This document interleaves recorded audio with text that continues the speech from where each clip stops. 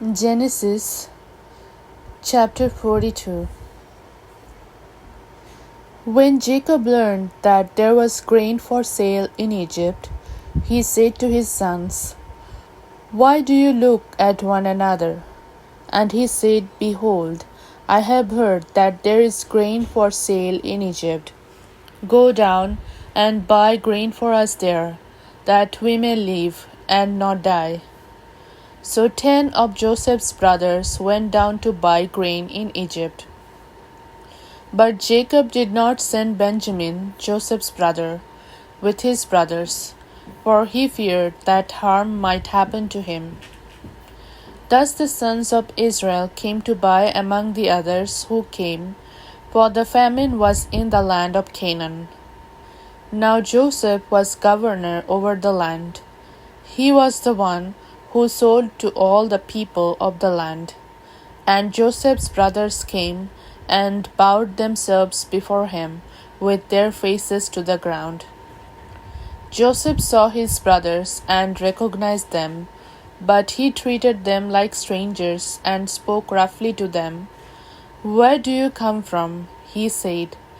They said, "From the land of Canaan, to buy food." And Joseph recognized his brothers, but they did not recognize him. And Joseph remembered the dreams that he had dreamed of them. And he said to them, "You are spies. You have come to see the nakedness of the land." They said to him, "No, my lord, your servants have come to buy food. We are all sons of one man. We are honest men. Your servants have never been spies." He said to them, "No, it is the nakedness of the land that you have come to see." And they said, "We, your servants, are 12 brothers, the sons of one man in the land of Canaan. And behold, the youngest is this day with our father, and one is no more." But Joseph said to them, "It is as I say to you, you are spies. By this you shall be tested. By the life of Pharaoh, you shall not go from this place unless your youngest brother comes here. Send one of you, and let him bring your brother, while you remain confined, that your words may be tested, whether there is truth in you, or else, by the life of Pharaoh, surely you are spies." And he put them all together in custody for 3 days.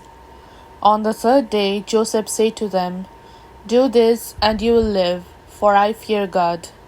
If you are honest men, let one of your brothers remain confined where you are in custody, and let the rest go and carry grain for the famine of your households.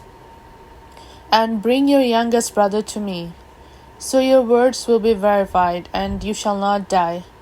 And they did so. Then they said to one another, "In truth, we are guilty concerning our brother, in that we saw the distress of his soul, when he begged us, and we did not listen. That's why this distress has come upon us." And Reuben answered them, "Did I not tell you not to sin against the boy? But you did not listen. So now there comes a reckoning for his blood." They did not know that Joseph understood them, for there was an interpreter between them. Then he turned away from them and wept. And he returned to them and spoke to them. And he took Simeon from them and bound him before their eyes. And Joseph gave orders to fill their bags with grain, and to replace every man's money in his sack, and to give them provisions for the journey.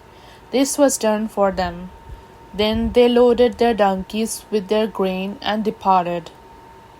And as one of them opened his sack to give his donkey fodder at the lodging place, he saw his money in the mouth of his sack. He said to his brothers, "My money has been put back. Here it is in the mouth of my sack."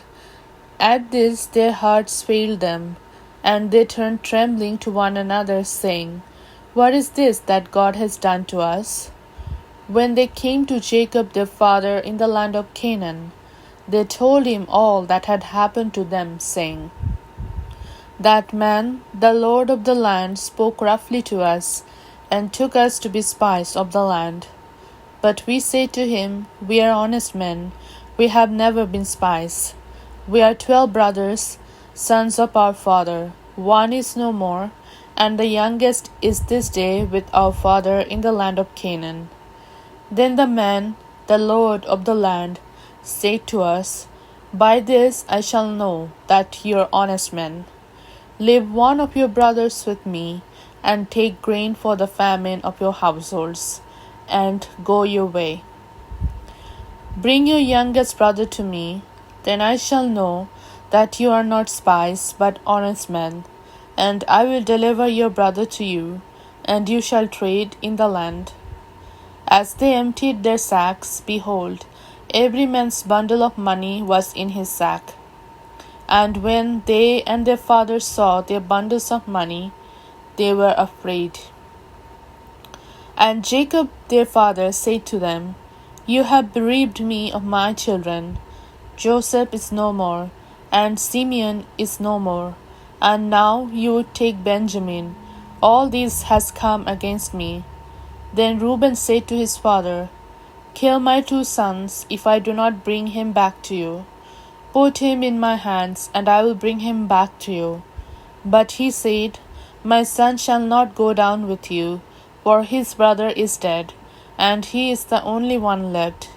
If harm should happen to him on the journey that you are to make, you would bring down my gray hairs with sorrow to Sheol."